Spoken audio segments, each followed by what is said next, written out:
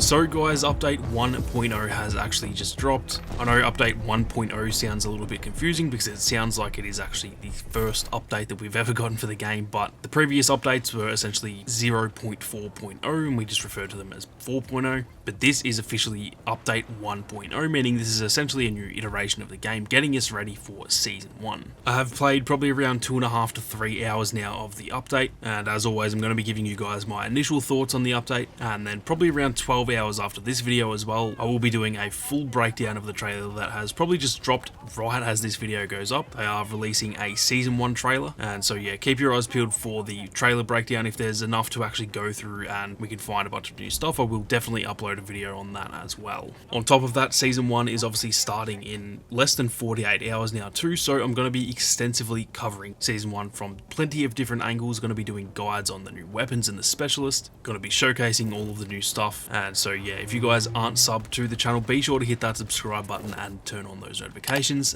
as there's going to be plenty of 2042 content on the way. But with that being said, let's get stuck into my initial thoughts on update 1.0. So overall, this update has a heap of really good quality of life changes. I think there were like multiple hundred fixes in the patch notes. I didn't fully read through the patch notes because there was actually so much there, and for me personally, the main thing about this update is more to do with season 1 than the actual update itself. But I sort of quickly read through it and there was so many changes in there. So this seems like another pretty big update, and it has now been 3 really solid and pretty large updates in a row, which is really good to see. And I will say that obviously there's still a bit of work to be done in terms of the gameplay and stuff, but the game does feel like it is ready for season 1 now, and I'm very keen to get my hands on some new content. Now the first thing that jumped to mind for me is actually the new menu. I know this is probably pretty insignificant to a lot of people, it's just a menu, it doesn't change anything about the game, but for me personally this is a very like nice fresh feeling for the game. Feels like a new coat of paint, I guess. And I do remember back in the Battlefront 2 days they actually changed the menus when that game was kind of getting a resurgence as well, and yeah, weirdly enough it just kind of felt like a big turning point for the game. It had a brand new look and feel to it, and I'm really getting that same sort of vibe from the new menu, which is very good to see. Now like I said, it's not that important, so I'm not going to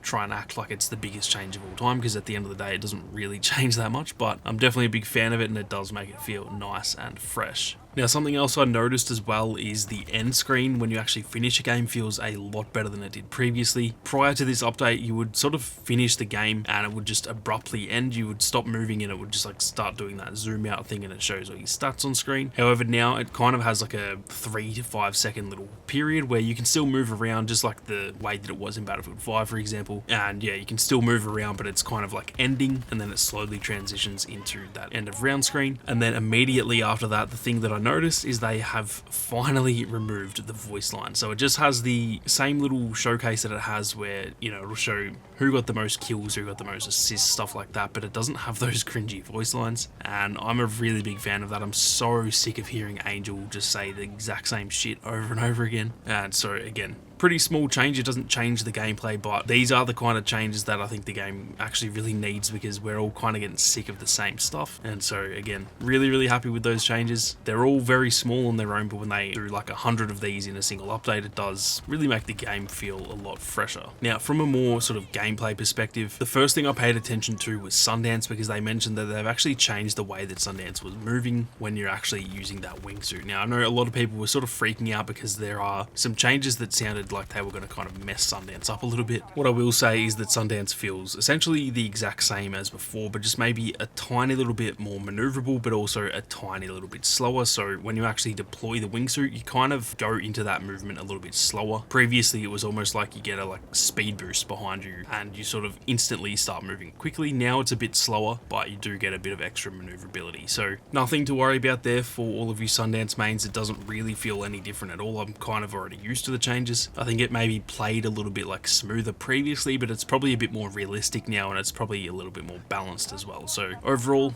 a decent change. I don't really care which way it goes, but yeah, for those who are worrying that it would ruin Sundance. That is definitely not the case at all. Now, in terms of the content that they added in this update, it isn't actually available yet. It obviously goes live in probably around like 46 or 45 hours from when this video goes up, because that is when Season 1 is actually starting. So I can't really speak on the content that we've gotten yet. There's obviously a new specialist in the game. There are 2 new weapons. We're also getting a new map, and there's the entire battle pass with a heap of new skins across weapons and specialists and all that kind of thing. But again, I can't really touch on those just because I haven't actually been able to use them. What I will say is it all looks relatively promising. I think the specialist actually surprised me the most. I was not that keen for a new specialist because, let's be honest, the specialist system is just not what we want it to be. But the gadget for that specialist is actually pretty awesome. You essentially shoot like a rocket launcher and then you actually control the missile, similar to like a tow missile. So I think that's actually a pretty decent change compared to the rest of the specialists. But again, we obviously haven't played Azo yet, so yeah, it's kind of hard to actually tell whether that is a good or bad specialist. In terms of the weapons, I will say that obviously, again, I haven't played them, so it's hard to say, but the fact that we got a sniper and a crossbow is a little bit confusing. They're kind of both like slow one-shot or maybe two-shot type weapons, and it's kind of weird to add them both at the same time. You'd think they would maybe add like an SMG in a sniper or an assault rifle in the crossbow. So to add 2 of the same,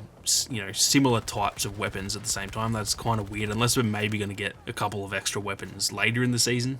Then I can kind of understand that. But yeah, I think adding a sniper and a crossbow at the same time is definitely an odd choice. But I will say that getting a semi-auto sniper is definitely going to be a nice change. And then I think everyone's going to love a crossbow, even if you never really use it. They're always fun. I think anything like that in a video game is always fun, to just have sort of that like goofy weapon that's a bit more just for mucking around. You're not going to go on like a 100 kill streak with it, but I think it should be a good bit of fun. So I'm keen to get those weapons, but yeah, just the choice to do them both in the same season was probably a little bit odd. Like I said though, all of that content is coming in just under 2 days from now, so I can't really speak on all of that though. But as for the actual content that we got in this update, or the fixes I should say, personally I think it is a really solid update. Once again, I think this is probably up there with update 4.0, I think it was. That was kind of like the big update that made the game feel a lot better. This one feels on that same sort of level where the game actually feels pretty solid now in terms of a gameplay perspective. There is definitely still work to be done. It's not quite up to scratch just yet, and obviously we need